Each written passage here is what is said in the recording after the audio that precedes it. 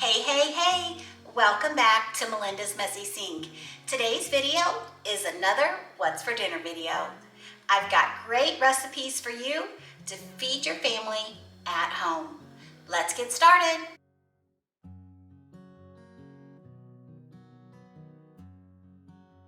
Hey guys, tonight for dinner we are having lasagna. I have been browning my ground beef and I just added some onions so that they could start to soften. Once I get this done and I get the grease drained off of my hamburger, then I'll meet you over on my counter so that we can start doing the next steps. Now we're ready to start on our sauce. I use 3 cans of the Italian style petite diced tomatoes. This is just a Great Value brand. You can use whatever brand that you want, but these are what I pick up just because they're so economical. I add 1 small can of tomato sauce. I've got minced garlic, 1.5 teaspoons. Then I add sugar and Italian seasoning. We're gonna give this a really good mix. Next, we're gonna put this on the stovetop and let this start to come up to a boil. We wanna let this cook to make sure that the sugar is dissolved and to make sure that all of the garlic and the Italian seasoning, all of that gets mixed together well. Now we're gonna start on our cheese layer. I have ricotta cheese. I use about half of this container for 1 lasagna. I'm gonna add some Parmesan cheese, 1 egg, and then some salt and pepper. You don't need too much salt because it's got so much salt in the cheese. And then I like to add a couple of handfuls of mozzarella cheese too, because I like mine cheesy. And then you're gonna give this a really good mix. Get your egg all broken up, get your Parmesan and your ricotta and your mozzarella all mixed together. If your Parmesan has any lumps, you wanna get those out. Our sauce has come up to a boil. I'm going to give it a stir and I'm gonna turn it down on low and let it simmer for about 20 minutes or so. So to start our layers, we will be using these oven-ready lasagna noodles. These are great, you don't have to boil them. First, and there's a million different ways to do lasagna, this is just the way I do it. So you do you, and I do, you know what I mean? So I'm not saying my way is better, it's just maybe a little bit different. So what I do is I put a little bit of the tomato sauce mixture down here on the bottom of the pan. Then I add a layer of lasagna noodles. And while I'm putting this lasagna together, I want to talk to you a little bit about this organization that I volunteer for. I am actually I'm actually making 2 different lasagnas right now. One for our house for dinner tonight and one for a company called Lasagna Love that I volunteer with. And I learned about Lasagna Love I'm gonna add my meat next. I learned about Lasagna Love during a Jen Chapin YouTube video. She said that she was volunteering. And then I've seen some other YouTubers since volunteer as well. It's such a great experience. I've been doing this for probably almost a year now. And I love it. Every time I get matched with a family to take a lasagna to, it warms my heart knowing that I'm helping somebody who's in need right now. Especially during COVID, it was so sad and so many families were out of work and things like that. So what happens is someone either recommends or they sign up for a lasagna, or maybe a caseworker or social worker asks them to, signs them up for a free lasagna. And then within your geographical area, you get matched with a family. And then meat layer, gonna add just a little bit of cheese. And then you make contact with that family and you arrange a time for delivery. You check for allergies, that kind of stuff, to make sure that there's nothing in what you're making that somebody in their family may be allergic to. And you set up a time for delivery.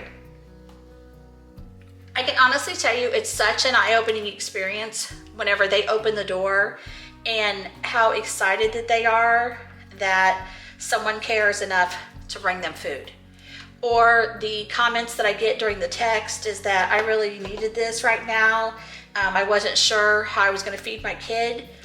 Like, it's really, really an eye-opening experience. Like, I knew that people struggled, you know, and thankfully, my whole life, we've always had food. Whenever I was little, we didn't have a lot of other things other than food because my family was kind of poor, but we always had food on the table. So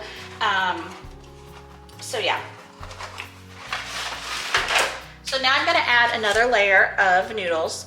If you would be interested in making lasagnas for families, I will put the website on the screen, and you can make one lasagna a month, you can make 5 lasagnas a week. You set all of your preferences to what would work with your schedule. So it's not like you're overcommitting yourself.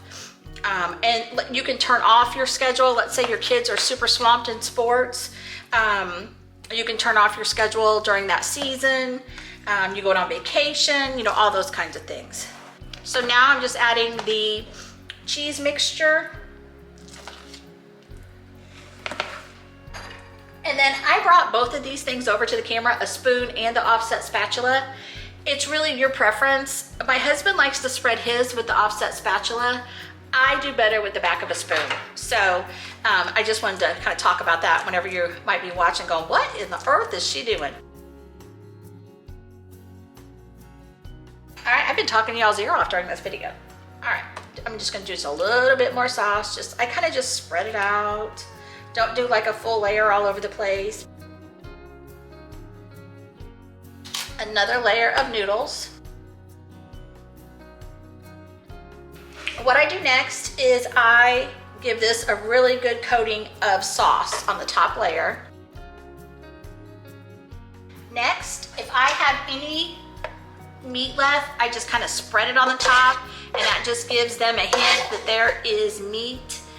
This is got some meat in lasagna. I'm gonna add a boatload of cheese. My oven is preheating on 350 degrees. We're gonna add some Italian seasoning to the top. I'm gonna put this in the oven at 350 degrees for about 35-40 minutes. Okay, our lasagna just came out of the oven. I'm going to let this sit and rest maybe 20 minutes or so, and then we're gonna get it boxed up and head out for our delivery. All right, guys, what I do to pack up this lasagna, because it's still warm, is I just put a piece of aluminum, hopefully you can hear over this, I put a piece of aluminum foil on, like super loose. And then I've got this little hole poker thing. It's really when you're making candy, and I just put holes all in the top so that hopefully the steam can escape.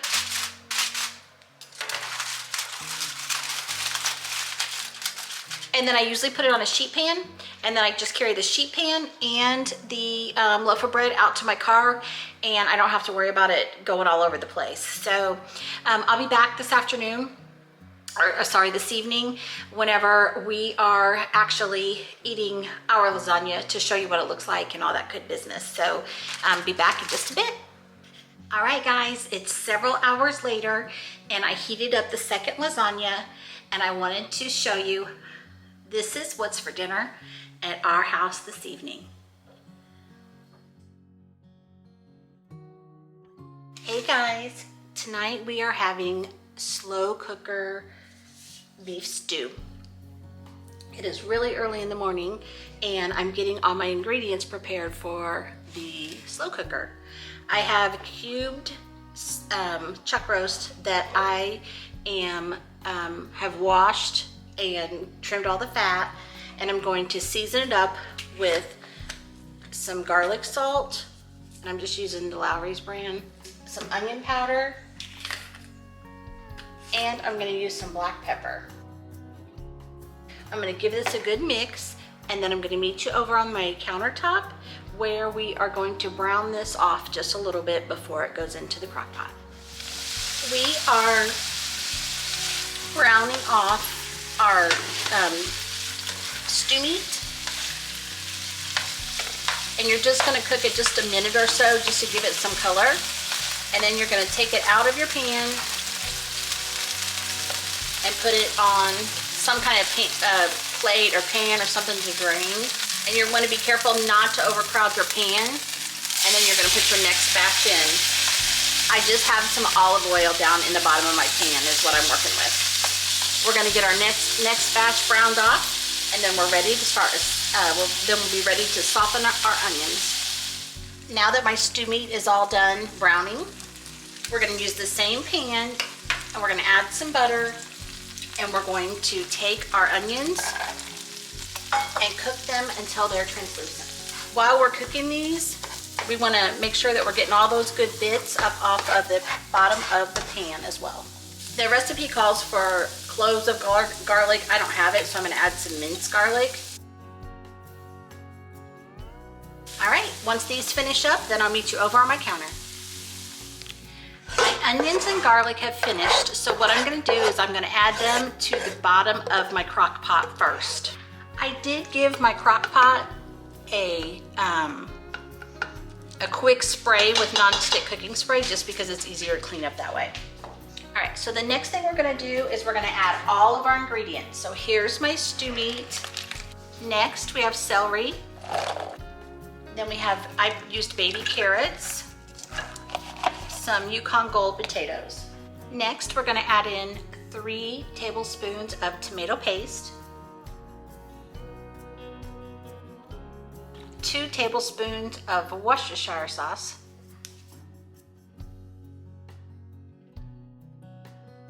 we're going to add in rosemary and bay leaves. We're gonna add in some beef broth. And then I'm gonna add in a couple extra beef broths. Beef bouillon cubes, I'm sorry. All right, and then the next thing that we're gonna add is a couple drops of this kitchen bouquet. All right, just gonna make sure that everything is tucked in, so to speak. We're gonna plug this in, and we're going to let it cook for 7 to 8 hours on low. We do have some additional ingredients that we need to add closer to the end. I'll be back.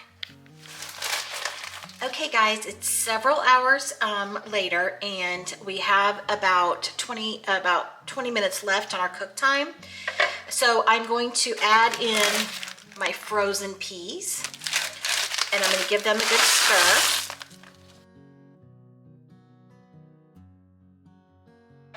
We're gonna let that keep going, and then we're gonna start thickening up the gravy.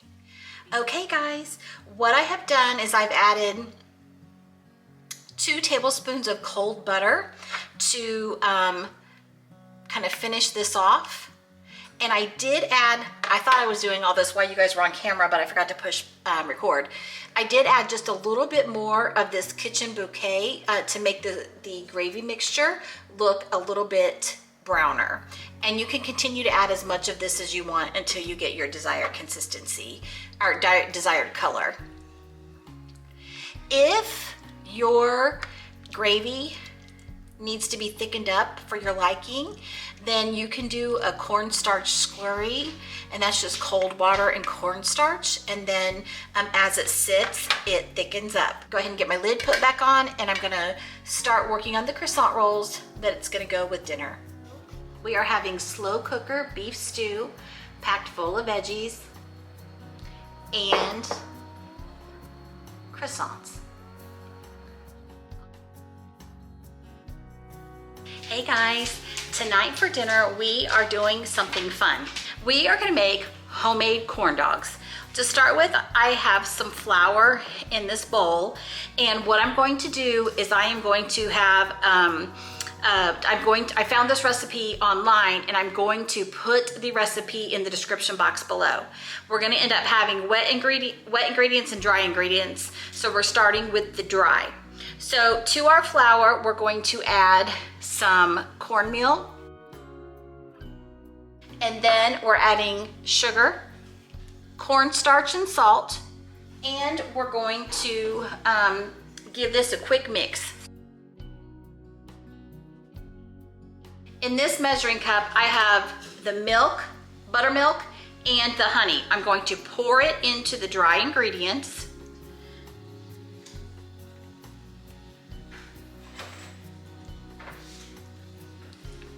Get all that honey out of the bottom.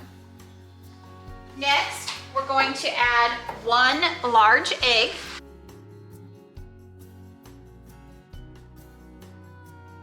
And we're gonna give this a good stir. I have my deep fryer coming up to temperature. And then I'm gonna put this to the side while we get the rest of the ingredients together. Next, I have put you back down. There we go. Next, I have a package of just Eckrich hot dogs. They said to make sure that you dry them off really well. And then I have big skewers, like whenever you do kebabs. I didn't have any little ones, so we're gonna give these a try. What we're gonna do is we're just gonna take our skewer stick and we're going to thread them through our hot dog about 3/4 of the way. And we're just gonna keep on going until we get all of our hot dogs threaded. So the next thing we're gonna do is you wanna take a deep cup, something that your hot dog can fit down into. All right, and then we're gonna fill it up with our corn batter.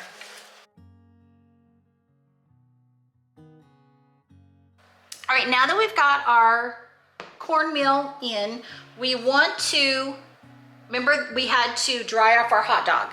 So hot dog's nice and dry. We're going to dip it down in the cornmeal mixture. Y'all, I think we got a coated corn dog. Okay, all right, now that my corn dog is coated, they said what you want to do is you want to put it in at an angle and start letting it set up. I have no idea what's gonna happen. All this could fall off.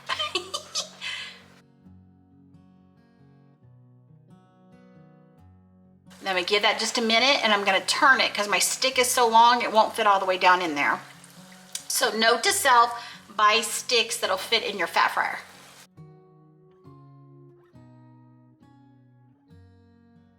Okay, so this isn't too bad for the very first one. Just got to make a couple of quick adaptation. We got to adapt just a little bit, and then we're going to go on to the next one. Batter's kind of lumpy, but it's stuck and it's golden. I just need to be able to get my hot dog all the way down in there. There we go. I just pushed it really hard. Hopefully my hot dog doesn't pull through the stick. There we go.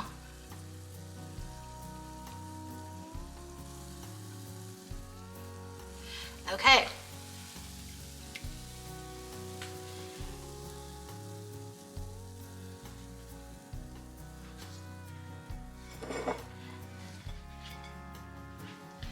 I have a paper, I've got a plate that's got a paper towel lined. I'm just gonna sit this down on my plate. And all right, guys, I'm gonna, my poor little hot dog stick. Okay, I'm gonna keep going and get all mine corn dogs done, and then we are going to give them a try together. Okay, guys, I wanted to come back on. I have gotten 4 done, and I'm getting better. The key is to make sure that your stick is not too long so that it fits in whatever size your fryer is. That's the first key. And then the batter, it's just a matter of getting used to it so that it's not too thick and not too thin. But it's definitely getting easier. But just know the first couple are gonna look wonky just like mine did. But this one is coming just the way that we want it to. We've given them a try, and my husband says, how are they, babe? Awesome. Sorry, his mouth's full. How are they, babe? Awesome. So I think we might have a winner here. I just wanted to show you how much easier it is whenever your stick is the right size. You do have to kind of play around with it to make sure that it gets dark on all the different sides. I'm gonna sit it down on my paper lined plate and keep on going. All right, guys, this is dinner at our house tonight. Corn dogs and fries. The cornmeal that's on those hot dogs is really, really good. As a reminder, I'll have the recipe in the description box below. Hey guys, tonight we are having Katt from Southern Farm and Kitchen. We are having her smoked sausage. She does hers on a grill, and it's still winter here and I don't have my grill out, so I'm gonna do mine in the oven. We tried this one other time before and it was so good that we are having it again. So we're gonna have some Heinz 57 sauce, and then A1 sauce. I will be sure to link Katt's video below so that you can see the way that she makes it out on the grill. Then we are going to add honey. We're gonna add some garlic powder.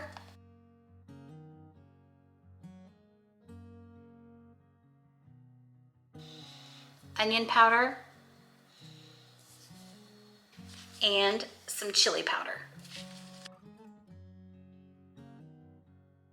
We're gonna give this a really good whisk to get all of those mixed together, get all that honey broken down. My oven is preheating on 350 degrees, depending on how much sausage you're gonna do.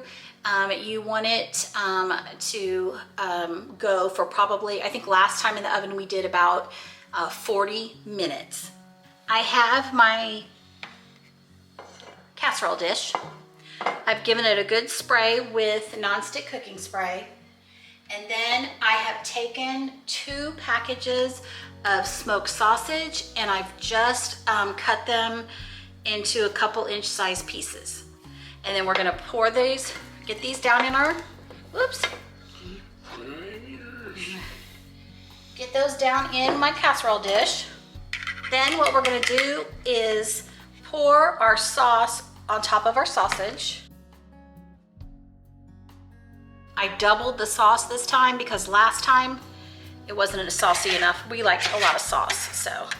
And then all you're gonna do is you're gonna pop this into your 350 degree oven. It doesn't have to be covered. And we're gonna let this bake, like I said, for about 40 minutes. Okay guys, with our smoked sausage, we are going to have some canned corn. In addition, we are going to have fried potatoes. My husband peeled and sliced the potatoes. I've got them in the electric skillet and I'm going to let them cook for a while with the lid on to soften them up. All right, we're going to try our wooden spatula to see how it does. As you guys know, I'm trying out these today, this week, just to kind of see how they do. All right, guys, I'm gonna put the lid on and let them continue to soften up, but they're getting pretty close. So far, the spatula's doing good. All right, we're gonna try out another new utensil today. This is the spoon with, let me see if you can. This is the spoon that you can see with the holes. We're gonna see how it does with draining our corn. I'm gonna bring this up so that hopefully you can see. I'm gonna turn you up too. Okay, let's see.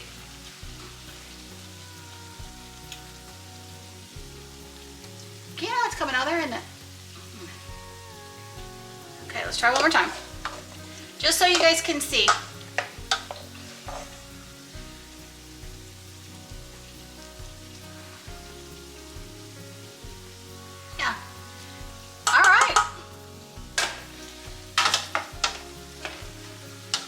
Obviously, if there's heavy stuff that is on the hole, it's not going to drain quite as well. But I don't think it did bad for what we needed it to do, for sure. Sorry, I'm moving you guys around. All right, so our corn, we're just going to turn it down on low and let it simmer while everything else finishes up. Our smoked sausage just came out of the oven. I'm going to put some aluminum foil on this and let it rest while our potatoes are finishing up. All right, our potatoes are starting to crisp up. I've been kind of moving them around little by little, and the spatula is doing great.